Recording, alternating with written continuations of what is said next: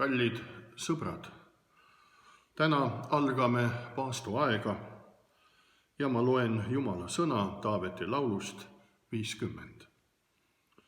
Ja hüüa mind appi ahastuse päeval, siis ma tõmban su sellest välja ja sina annad mulle au. Ahastuse kogemine on inimlikult raske. Täna algav paastuaeg suunab meie mõtted kannatustele, mida Kristus koges meie hingede päästmise nimel. Meie issand nõrkes Kolgatal suure koorma all ja pühakiri õhutab meid lakkamatult palvetama, kirjutab apostel Paulus Thessalonika 1. kirjas. Ja nii on siin ka selle psalmi kirjutajaga. Tõepoolest, meie taevane isa laseb mõnikord meil oodata palve vastustega, võib-olla ka sellepärast, et jätkaksime tema poole nutmist ja sellega oleksime täielikult toetunud tema halastusele ja oleksime temast viimseni sõltuvad. Kui teinekord arvate, et Jumal ei kuule teie palveid, oodates endale palve vastust, ärge peatuge ja ärge öelge, nagu mõned on teinud. Ma lihtsalt ei suuda enam palvetada, olen nii väsinud. Et kurat on valetaja, seda me teame. Aga lisaks sellele soovitab ta siis, kui risti inimene on väsinud ja ütleb, et palvetada ei jaksa, kõik selle hoopis unustada ja hoopis teinekord proovida. Jumal aga sooviks, et me oleksime palvetes vankumatud ja kindlad ega väsiks. Kristus ütleb oma avasõnas püsiva lese kohta, et peame palvetama ega tohi tüdida, kui toob näiteks lesknaist, kes oma asjas oli püsiv ja järjekindel ning käis kohtuniku maja juures nii kaua tüütamas, kui sai oma asjale lahenduse. Eeskujuks võiksime võtta Jeesust ennast, kes palus silmili maha heites, et ähvardav karikas võiks temast mööda minna. Sellest on pikalt lugeda Matteuse 26. peatükis. Kuna Jumala poeg ise nii tegi ja kannatlikult ootas, siis miks lõpetavad nii paljud meist kõige väelise tüütamise või tema poole hüüdmise, kui ta kohe ei vasta? Aga nüüd selle COVID-19 pandeemia möllamise ja murede päevadel võiks see tüütamine ehk meie hüüd uuesti kogu üle ilma maa kajada. Oh Jumal, pane Eestimaa palvetama, pane maailma kristlased palvetama. Issand, anna meile oma püha vaimu, kes õpetaks meile tõsist ja isiklikku palveväge. Aita meil kirikutes, kodudes ja koolides, oma tubades paluda ja hüüda. Näita meile, et me peame tõstma oma südamed sinu juurde mitte ainult pühapäeviti, vaid igal nädalapäeval. Tugevda meid ja tee meid väelisteks, et jätkaksime sinu headuse, halastuse ja armu palumist, tulles alati sinu ette Kristuse nimega. Ilma temata ei ole meie palved tõsised ja tuumakad, vaid on tühjad rabelemised, kuid kelle nimes on kõik lubadused jah ja aamen.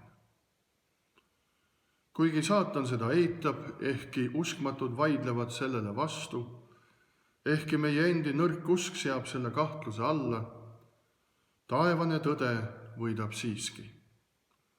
Ja me saame olla kindlad, et Kristuse poole vaadates palve vastus saabub. Ja hüüa mind appi ahastuse päeval, siis tõmban ma su sellest välja ja sina annad mulle au. Aamen. Palugem. Taevane Isa, anna meile sinu poole hüüdvad hääled Jeesuse, meie päästja nimel. Aamen. Dear friends, today we begin the season of Lent, and I read the Word of God from Psalm 50. And call on me in the day of trouble. I will deliver you, and you will honor me. This is a word of our Lord. Experiencing anxiety is a challenging human experience. The Lent season that begins today directs our thoughts to Christ's suffering, who saved our souls at Calvary. Our Lord was weak under a significant burden. Scripture encourages us to pray continually, as St. Paul writes to Thessalonians. And so it is with the psalmist. Indeed, our Heavenly Father sometimes postpones his response so that we will continue to cry to him and thus rely entirely on his mercy. If you think God can't hear you waiting for his answer, don't stop and don't say, as some have done, I just can't pray anymore, I'm so tired. Because the devil is a liar. He suggests resting in fatigue and forgetting all trouble. But God wants us to be steadfast and persistent in prayer. In his opening remarks about the parable of the persistent widow, Christ says that we must pray and not give up. Luke 18. We could take the example of Jesus himself, who fell with his face to the ground and prayed, My Father, if it is possible, may this cup be taken from me, yet not as I will, but as you will. Matthew 26:39. Since the Son of God himself did so and waited patiently, why do so many of us stop our prayers when he does not respond immediately?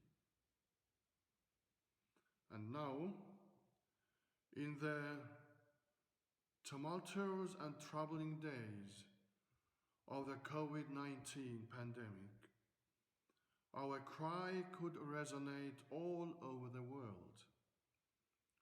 O God, make Estonia pray. O God, make Canada pray. Make the Christians of the world pray. Lord, give us your Holy Spirit to teach us the power of earnest and personal prayer. Help us pray in churches, homes, schools, and our rooms at homes. Show us that we must lift our hearts to you, not only on Sundays, but every day of the week. Strengthen us to continue to ask for your goodness, mercy, and grace, always coming before you in the name of Christ, without whom our prayers are empty struggles, but in whom your sacred promises are always yes and amen. Although Satan denies it, and unbelievers argue against it, though our weak faith casts doubt on it, heavenly truth prevails forever. We can be sure that as we look to Christ, the answer to our prayer will come. And call on me in the day of trouble, I will deliver you, and you will honor me. Amen. Let us pray. Heavenly Father, give us the voices that cry out to you. In the name of Jesus, our Savior. Amen.